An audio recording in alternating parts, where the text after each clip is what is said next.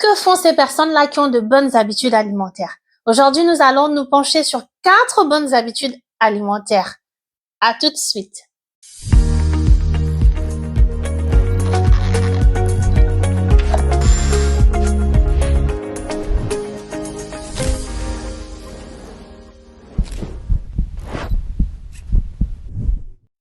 Bonjour et bienvenue à ce rendez-vous Ma Santé d'abord, où on vous apprend à manger pour votre santé, à être acteur de votre santé et encore mieux, à vous débarrasser des kilos en trop sans vous priver.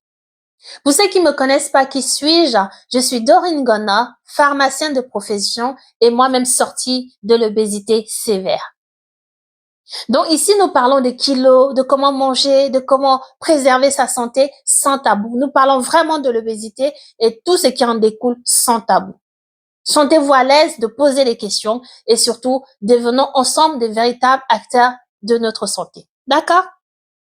Aujourd'hui, nous parlons de 4 habitudes que ont ces personnes-là qu'on qualifie des personnes qui mangent bien. C'est des habitudes que la science prône, tout simplement. Parce que je vais vous parler selon la science, selon connaissance, je ne vais pas vous parler selon... D'accord. Maintenant, qu'est-ce qu'il faut faire? Il était en tout cas démontré qu'il est intéressant de consommer 2 fois par jour des produits laitiers. On sait très bien qu'il y a des polémiques sur les produits laitiers, mais il s'agit aussi de les varier. Il faut pas se focaliser sur ce lait-là qu'on boit le matin au petit déjeuner. On peut aussi prendre 30 grammes de fromage. Du lait de brebis, c'est des laits intéressants. Il y a un fromage que j'aime beaucoup, c'est du Roquefort. Pour ceux qui connaissent, c'est au lait de brebis cru. Il y en a qui supportent pas l'odeur, mais moi, je le trouve très bon. Voilà, c'est des produits comme ça. Il faut aussi prendre des produits de qualité. Même si c'est pas les promotions, il faut vraiment ne pas brader sa santé. Consommez aussi peut-être du fromage blanc, vous voyez. Du yaourt, 125 grammes de yaourt, c'est équivaut en fait à 150 millilitres de lait, mais aussi à 30 grammes de fromage. Mais le yaourt, il faut évidemment pas avoir pour habitude de prendre ces yaourts-là qui sont remplis de sucre, remplis de gâteaux à l'intérieur. Mais non, il s'agit de prendre aussi des yaourts nature que vous pouvez par la suite sucrer avec du miel ou même boire comme ça, si vous y arrivez. Prendre de temps en temps d'autres types de yaourts, mais là, on parle vraiment de ce qu'il faut installer comme habitude. D'accord? Donc, deuxième chose à faire. Donc, première des choses, on a parlé des produits laitiers. Nous avons dit que ça a consommé 2 fois par jour. Il faut pas négliger. D'accord? Deuxième chose à faire, c'est de consommer des produits céréaliers complets. J'en ai déjà parlé. Ces produits céréaliers complets là, c'est quoi? C'est ceux qui ont plus de vitamines, plus de protéines et plus de fibres, hein, nos amis les fibres. C'est pour ça qu'on vous dit de consommer du riz complet, par exemple. Des céréales complètes tous les jours, hein. Voilà.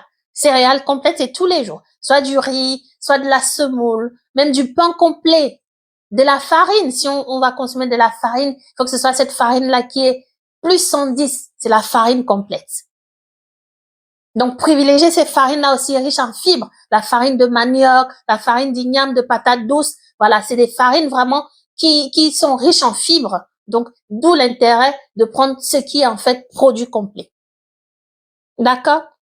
Donc, troisième chose à faire, c'est de consommer aussi les légumineuses. Il y a des protéines animales et des protéines végétales. Je pense que je pourrais faire une série de vidéos où je parle vraiment de ce qu'on mange en macronutriments, comme aussi en micronutriments. Qu'est-ce qu'on met dans notre corps? Je pense qu'une vidéo comme ça, je pourrais en faire. Parce que c'est important de comprendre, en fait, la nutrition afin de bien faire. C'est ce qui était mon cas. Et tout ce qui est légumineux, il s'agit de quoi? Il s'agit de tout ce qui est haricots blancs, haricots noirs, haricots rouges, des lentilles ou encore des pois chiches. Ça va consommer à raison de 2 fois par semaine. Ce qui va permettre de remplacer les protéines animales, avec les protéines végétales qui sont ces protéines qu'apportent les légumineuses. D'accord? Il faut faire quoi d'autre? La quatrième des choses, c'est ce que on sait déjà. Il s'agit de manger des fruits et des légumes, mais à raison de 5 portions par jour. C'est quoi les portions?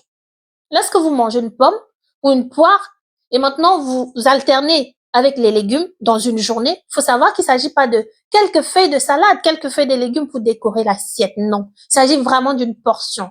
Une portion, c'est prendre la moitié de l'assiette. Et oui, une moitié de l'assiette, la remplir des légumes et mettre les protéines, aussi les glucides après. Donc, si vous adoptez ces habitudes-là, vous êtes en train de bien manger. Ces 4 habitudes, elles ne sont pas exclusives, donc nous parlerons aussi d'autres habitudes. Il s'agit, pour résumer, il s'agit donc de consommer du lait, ne pas le négliger quand même, de consommer des produits laitiers, hein, même si c'est pas du lait en liquide. D'accord?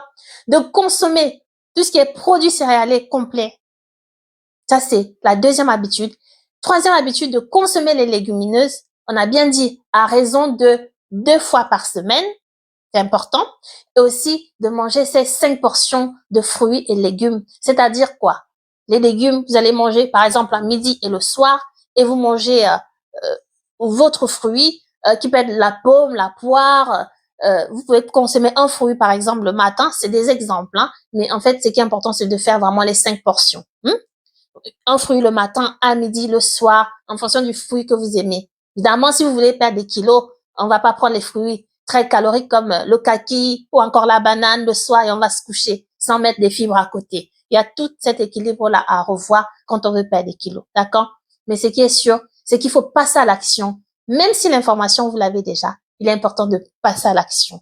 Parce que vraiment, les chiffres montrent que on a beaucoup à faire en ce qui concerne l'alimentation saine. On a beaucoup à faire en ce qui concerne la lutte contre l'obésité. Les chiffres augmentent et les maladies aussi augmentent avec. D'accord? Prenez soin de vous et contrôlez votre assiette. Ciao!